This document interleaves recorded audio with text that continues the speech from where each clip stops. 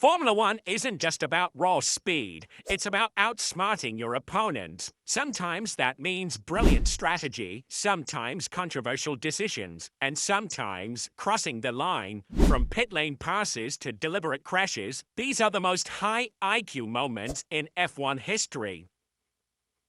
And Hungary 2007 has to be right up there. Picture this, you got Fernando Alonso, the reigning double world champion, being pushed to the absolute limit by his rookie teammate Lewis Hamilton. McLaren had this system where drivers would take turns going out first in qualifying, and this time it was Alonso's turn, but Hamilton wasn't playing ball. Despite team orders, he stayed ahead during the fuel-burning phase. That's when Alonso decided to get creative in a way that would change F1 history. During the final pit stops of Q3, both McLarens came in for fresh tires. The lollipop went up for Alonso, but he just sat there. 10 crucial seconds ticked by while Hamilton waited helplessly behind him. There's Lewis Hamilton queuing up behind him, and have they raised the lollipop to let Alonso out? Yep, they want him out of there. Now Alonso's not getting on with it. Only a minute and 40 to go. Is he blocking Hamilton here? The timing was absolutely perfect, or devious, depending on how you look at it. Hamilton couldn't get out in time for his final flying lap. When questioned, Alonso claimed he was discussing tyre choices with his engineer. Yeah, right. The stewards didn't buy it and slapped him with a grid penalty. But here's where it gets wild. This one moment triggered an absolute avalanche. Mercedes charging on fresh tyres behind him, Sainz used his racing smarts to protect his lead in a way that no one saw coming. Instead of just running flat out, Sainz deliberately slowed down to keep Norris within DRS range behind him. The genius, by giving Norris DRS, he essentially created a defensive wall against the faster Mercedes. Lando 0.8 behind, 0.8 with DRS, Russell no DRS. Yeah, it's on purpose. Copy that.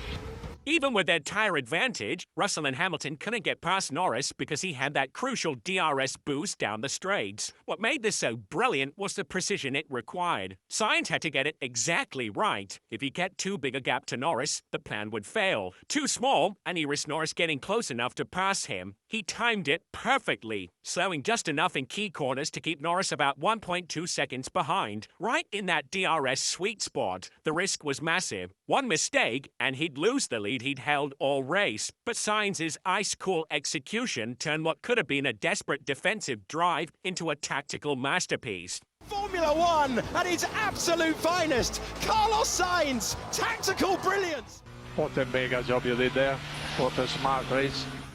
By essentially using his old teammate Norris as a buffer, he secured Ferrari's first win of the season. See a strategy gambles in Australia 2022. Starting dead last after a qualifying penalty, Williams threw the traditional playbook out the window. They put Albon on hard tyres and just kept him out there, and out there, and out there some more. While everyone else was making their planned stops, Albon's tyres somehow kept getting better. He found himself running in 7th, keeping pace with McLaren's on much fresher rubber. The Williams pit wall kept waiting for the tyres to fall off, but they never did. In fact, Albon was pulling away from the Alpines behind him in the closing stages. And here's where it gets wild. On the second-to-last lap, with Albon running in a brilliant 7th place, Williams called him in. It not like they were throwing away points, but they done the math perfectly. Albon emerged in 10th place, just ahead of Zhou, to snag that precious final point. Even Pirelli's boss, Mario Solo, was shocked, saying he hadn't seen anything like it in 12 years of F1. Albon nursed those hard tyres for 57 laps, almost the entire race distance, when they were only expected to last about 40. Alex, awesome race, you got the point, congratulations, awesome. Yes, guys. Amazing. Amazing. Well done, everyone.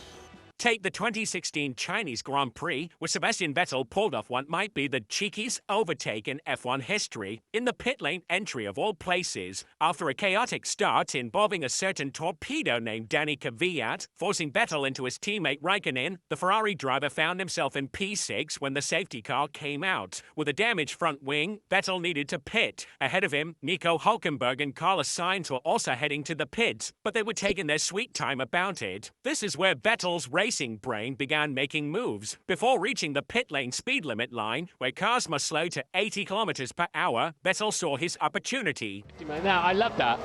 That brain switched on at all times from Seb Vettel there. While Hülkenberg and Sainz were cautiously crawling towards the pit entry, the Ferrari driver threaded his car through on the inside, pulling off a masterful double overtake before they even reached the pit lane proper. Finishing 7th in treacherous conditions, Button's race turned into a masterclass of picking the right moments and keeping a cool head through chaos. After colliding with Hamilton early on and getting a drive-through penalty, he found himself dead last. Most drivers would have written the race off, but not Button. What followed was pure racing intelligence. While others played it safe, Button perfectly timed his tire transitions between 4 wets, intermediates and slicks as the track evolved. Each stop was aggressive but calculated. He knew he had to take risks to make up ground, and make up ground he did, sliding through the field multiple times as changing conditions caught out his rivals. But it was his tire aggressive but calculated. He knew he had to take risks to make up ground, and make up ground he did, sliding through the field multiple times as changing conditions caught out his rivals. But it was his time management in the final stint that really showed his strategic brilliance. While others struggled with degradation on the drying track,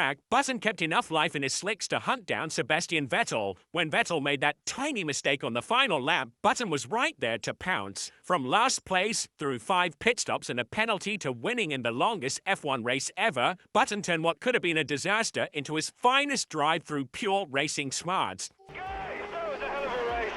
One of the finest races of his life and the best Grand Prix of his spectacular career. He proved that sometimes the fastest way to win isn't about raw speed, but about making the right calls at the right moments. Now, here's a wild moment that showed Senna's ice-cold strategic mind. Even if it was super controversial, going into the 1990 Japanese GP, Senna had pole but was fuming. He'd been forced to start from the dirty side of the track after FISA President Balestre overruled a decision to move pole position. For Senna, this brought back memories of 1989 when Balestre had stripped him of a win after a collision with Prost, so Senna decided to make a statement. As Prost got the better start from 2nd place, Senna refused to lift going into turn 1. The result, both cars went flying into the gravel at close to 160 miles per hour. Game over, and with it, Senna clinched the championship.